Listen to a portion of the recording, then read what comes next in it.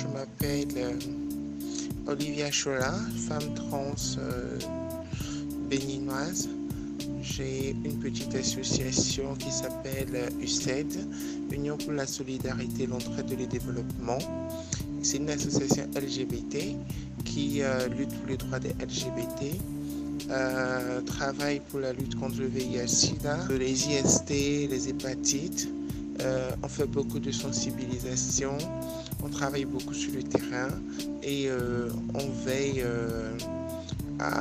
au soutien psychologique et surtout moral de nos communautés pour les aider à avancer selon leur genre. Je suis la seule présidente transgenre d'une association LGBT parce que la plupart des associations sont plutôt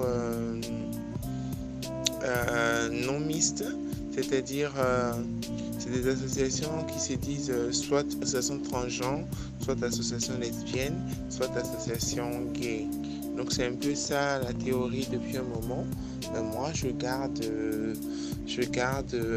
mon genre malgré que je gère des lesbiennes, des gays, des transgenres. Donc j'ai un peu du tout dans mon association quoi.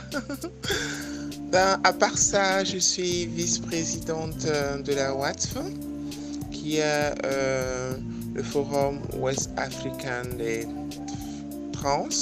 Mis à part ça, je suis aussi membre fondatrice du réseau BICIP, Bénin Synergie Plus, qui est un réseau LGBT du Bénin. Au Bénin, nous avons plus de 30 associations réunies en 2 réseaux. Nous avons le réseau BICIP dont je suis une des membres fondatrices.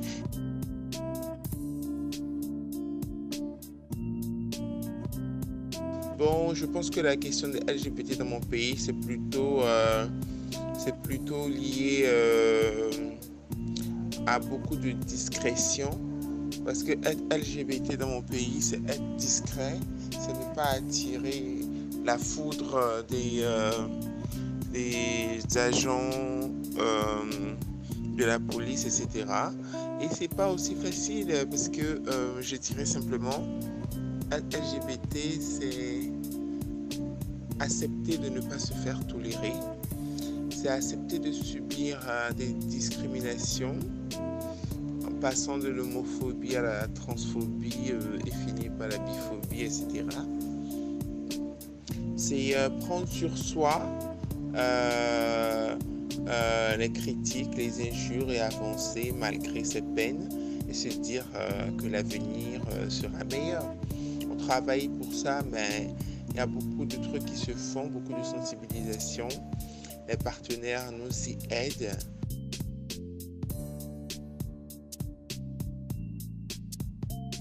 Ben, moi, personnellement, si je me suis engagé à lutter contre la discrimination, c'est parce que je suis une personne quotidiennement discriminée. J'ai été beaucoup discriminée parce que, primo, discriminée dans ma famille parce qu'ils ont eu du mal à accepter. Jusqu'aujourd'hui, il y a des membres de ma famille qui n'ont pas accepté le fait que je sois une femme transgenre. Pour eux, c'est immoral, c'est diabolique. C'est à la limite insultant d'être membre d'une famille et d'avoir des gens différents. Ils ne veulent pas comprendre et ça me fait de la peine. Mais moi, je suis toujours très courageux. J'avance malgré les risques qui ne risquent rien à rien, dit-on.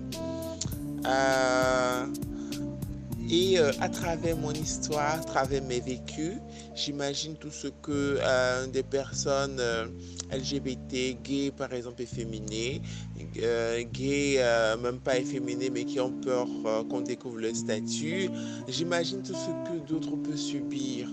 Moi, j'en ai fait mon lot quotidien, donc ça ne me gêne pratiquement plus, même si parfois j'ai besoin d'être remonté moralement par mon psy, pour me savoir en bonne santé pour pouvoir continuer à tenir.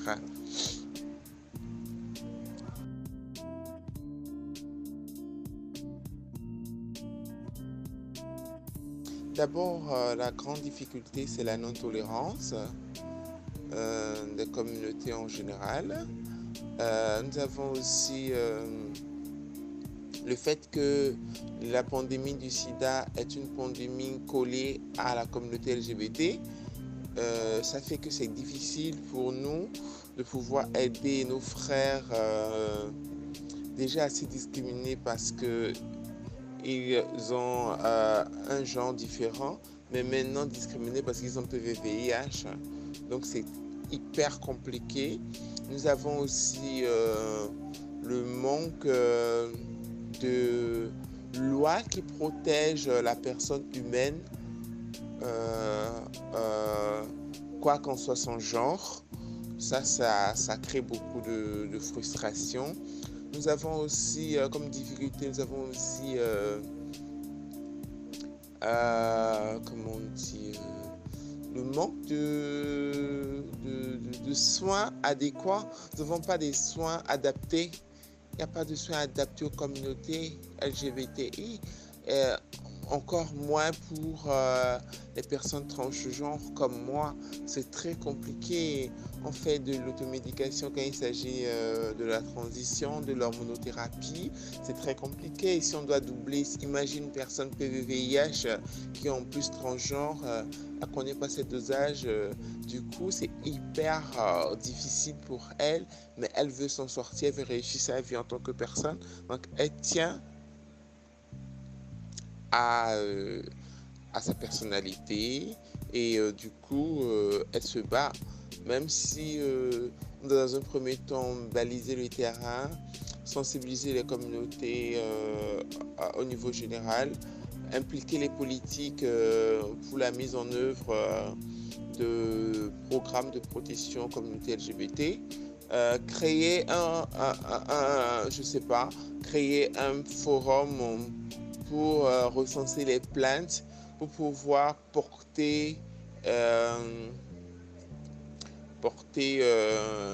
pouvoir aider à juger les personnes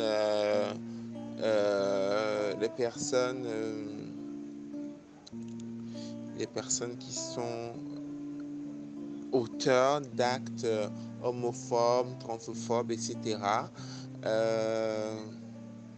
Sensibiliser les personnes, les personnels plutôt des hôpitaux à mieux nous accueillir et à mettre à notre disposition le meilleur pour qu'on se sente traités comme des personnes humaines et non comme des animaux, encore moins que les animaux, on les chérit à la limite, quoi.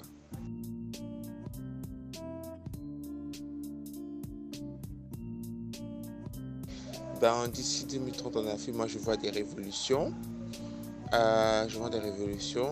Il y aura du mal à changer les lois, mais il y aura une évolution des pensées. Il y aura une évolution de la vision des gens. Je vois beaucoup de tolérance, surtout quand il y aura des gays, des trans dans des familles politiques. À haut niveau, ils comprendront mieux la chose. D'ici 2030, je vois s'épanouir des jeunes gays. D'ici 2030, je vois... j'ai beaucoup d'espoir, du coup, je ne vois que tout en positif d'ici 2030. Même si mon combat, moi, personnellement, c'est de pouvoir vivre dans nos pays malgré nos gens, se sentir en sécurité, ce qui n'est vraiment pas encore le cas.